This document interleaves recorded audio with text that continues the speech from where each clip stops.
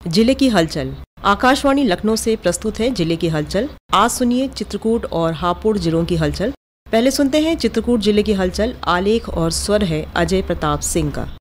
उत्तर प्रदेश चित्रकूट धाम तीर्थ विकास परिषद की ओर से अब प्रभु श्री राम की तपोस्थली चित्रकूट को भी अयोध्या की तरह धार्मिक पर्यटन की दृष्टि से विकसित किया जा रहा है, जिसका काम भी अब शुरू हो गया है। चित्रकूट में विकास के लिए वर्ष 2021 में चित्रकूट धाम तीर्थ क्षेत्र विकास परिषद का गठन किया गया था। इसके अंतर्गत अब तक 102 करोड़ रुपए से अधिक की परियोजनाओं से पूरे चित्रकूट धाम परिक्षेत्र का सौंदर्यीकरण कराया जा रहा है, जिसमें जगह जगह विशाल प्रवेश द्वार और रामघाट कामदगिरी परिक्रमा, तुलसीदास की जन्म स्थली राजापुर और वाल्मीकि आश्रम सहित अनेक तीर्थ स्थलों को विकसित किया जा रहा है। जिलाधिकारी शिव शरणप्पा जीएन ने बताया कि रामघाट में 2 भव्य द्वारों का निर्माण करवाया जा रहा है। रामघाट के समीप एक पार्किंग की स्वीकृति भी मिल गई है। 20 करोड़ रुपए से वाहन पार्किंग का निर्माण कराया जाएगा। साथ ही कामदगिरी परिक्रमा में भी 2 भव्य द्वारों का निर्माण कराया जा रहा है। जिलाधिकारी ने बताया कि यूपीटी चौराहे का भी सुंदरीकरण कराया जा रहा है। इसके साथ ही बेड़ी पुलिया चौराहे के सुंदरीकरण का कार्य भी प्रस्ताव शासन ने मंजूर कर लिया है।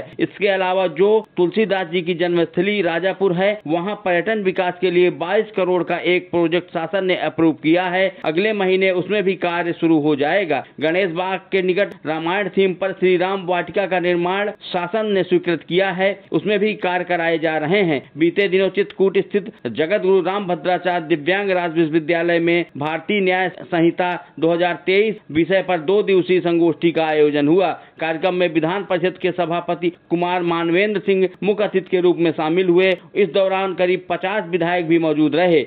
गर्मी की शुरुआत के साथ ही चित्रकूट के जंगलों में आग लगने की घटनाएं बढ़ने लगी हैं। हर साल यहां कीमती वन संपदा और दुर्लभ जीव जंतुओं को आग की वजह से भारी नुकसान उठाना पड़ता है। इस बार हालात और भी संवेदनशील हैं, क्योंकि हाल ही में रानीपुर टाइगर रिजर्व की स्थापना की गई है, जहां कई दुर्लभ वन्य जीवों का बसेरा है। ऐसे में वन विभाग पूरी मुस्तैदी से आग की घटनाओं को रोकने के लिए रणनीति बना रहा है। डीएफओ प्रत्युष कुमार कटिहार ने बताया, आग की घटनाओं को रोकने के लिए कई अहम कदम उठाए गए हैं। गांव-गांव जाकर जागरूकता अभियान, वन विभाग की टीम ग्रामीणों को जंगल में आग लगाने के खतरों के बारे में समझा रही है। जंगलों में विशेष सेंसर लगाए गए हैं जो आग लगते ही विभाग को अलर्ट कर देंगे। जंगल के अलग अलग हिस्सों में फायर ब्रिगेड की गाड़ियां और कर्मचारी तैनात कर दिए गए हैं ताकि आग पर जल्द से जल्द काबू पाया जा सके। इसके साथ ही विभाग के कर्मचारियों को आधुनिक उपकरण दिए गए हैं जिससे वे आग बुझाने में तेजी दिखा सके। विभाग के अधिकारी स्थानीय ग्रामीणों से सहयोग की अपील कर रहे हैं। लोगों को हिदायत दी गई है कि जंगल में आग लगाने से बचें और किसी भी संदिग्ध गतिविधि की सूचना तुरंत विभाग को दें। अगर जंगल में कोई आग लगाने में पाया जाता है, उसके खिलाफ कार्रवाई की जाएगी। विभाग अब ड्रोन कैमरों की मदद लेने पर भी विचार कर रहा है। इससे जंगलों में किसी भी असामान्य गतिविधि पर नजर रखी जा सकेगी और आग लगने से पहले ही सतर्कता बरती जा सकेगी।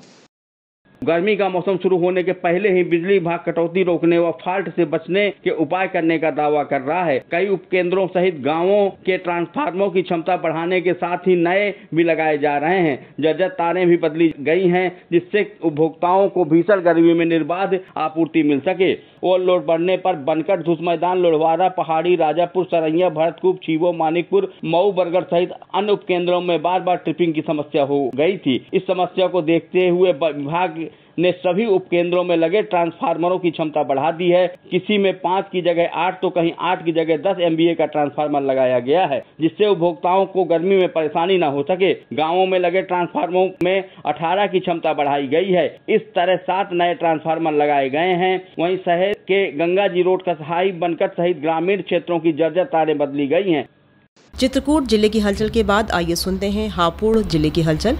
आलेख और स्वर है रविंद्र कुमार का। चैत्र नवरात्रे पर हापुड़ जनपद के सभी मंदिरों में मां आदिशक्ति के 9 रूपों की पूजा अर्चना शुरू हो गई। विधि विधान से श्रद्धालुओं ने मां आदिशक्ति के विभिन्न रूपों की पूजा अर्चना की। हापुड़ के चंडी मंदिर में मां आदिशक्ति श्री चंडी देवी की पालकी यात्रा निकाली गई। पालकी यात्रा का जगह जगह भव्य स्वागत किया गया। जनपद हापुड़ के विकास भवन के सभागार में मुख्य विकास अधिकारी हिमांशु गौतम की अध्यक्षता में बीते शनिवार को जिला स्तरीय टीबी मुक्त पंचायत अभियान के तहत टीबी मुक्त ग्राम पंचायतों के प्रधानों को पुरस्कृत किया गया।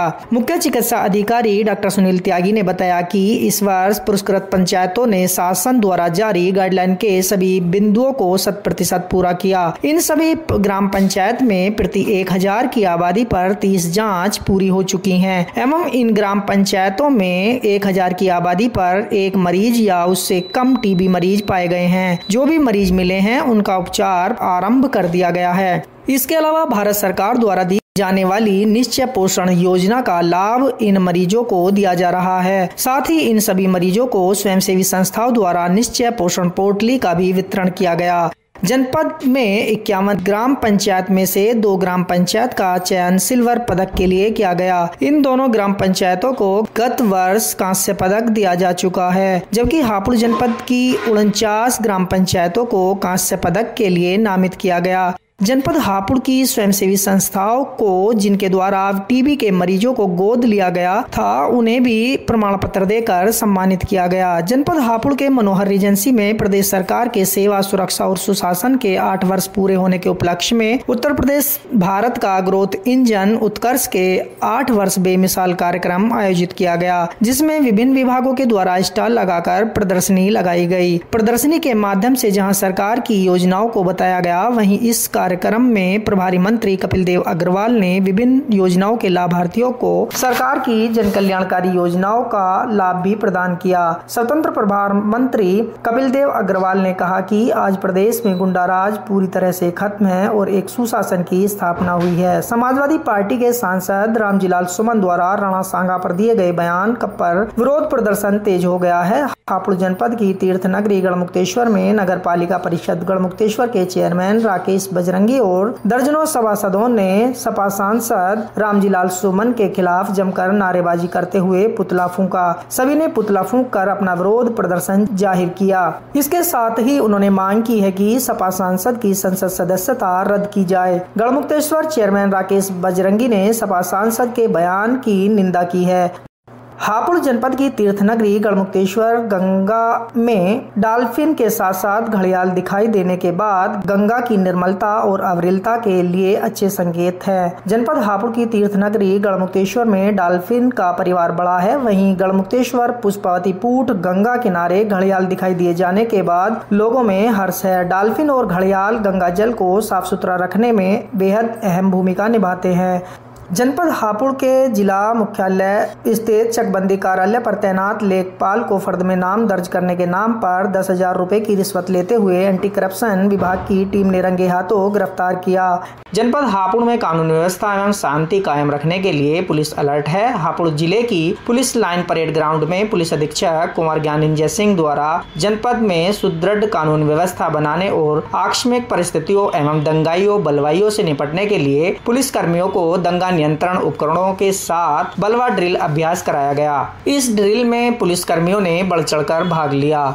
जनपद हापुड़ में संचारी रोग नियंत्रण अभियान का नगर पालिका परिषद से शुभारंभ किया गया। 1 माह तक चलने वाले इस अभियान के दौरान 11 विभाग आपस में मिलकर संचारी रोग की रोकथाम संबंधी गतिविधियां करेंगे। वहीं 10 अप्रैल से 30 अप्रैल तक स्वास्थ्य विभाग की टीमें घर घर जाकर दस्तक देंगी और बीमारियों के प्रति जागरूकता के साथ साथ बुखार, टीबी, कुष्ठ, फाइलेरिया आदि के संभावित मरीजों को सूचीबद्ध करेगी। इसके अलावा स्वास्थ्य विभाग की टीमें लोगों को अपने आसपास साफ सफाई रखने और संचारी रोगों के लक्षणों और उनके बचाव से भी जागरूक करेगी। थाना गढ़मुक्तेश्वर क्षेत्र के गांव रामपुर इनायतपुर में झोपड़ी में आग लग गई, जिसके नीचे बंधी 20 बकरियों की मौत हो गई। आग लगने के बाद आसपास के लोग दौड़े। आग पर काबू पाने का प्रयास किया गया, लेकिन आग पर काबू नहीं पाया गया, जिसके बाद दमकल विभाग ने आग पर काबू पाया। वहीं पुलिस आग के कारणों का पता लगाने में जुट गई है। सूचना के बाद तहसील प्रशासन की टीमें मौके पर पहुंची, जिन्होंने उन्होंने घटना की रिपोर्ट उच्च अधिकारियों को सौंपी है। जनपद हापुड़ में किसानों से गेहूं की खरीद के लिए गेहूं क्रय केंद्र खोल दिए गए हैं, जबकि गेहूं की कटाई में अभी करीब 10 से 15 दिन लगने की संभावना है। विपणन विभाग के अलावा कृषि विभाग लोगों को गेहूं बेचने के लिए ऑनलाइन पंजीकरण के लिए भी जागरूक कर रहा है, ताकि गेहूं खरीद में पारदर्शिता के साथ साथ किसानों के खातों में सीधे गेहूं खरीद की धनराशि भेजी जा सके। ये था आकाशवाणी लखनऊ के क्षेत्रीय समाचार एकांश द्वारा प्रस्तुत जिले की हलचल का आज का अंक।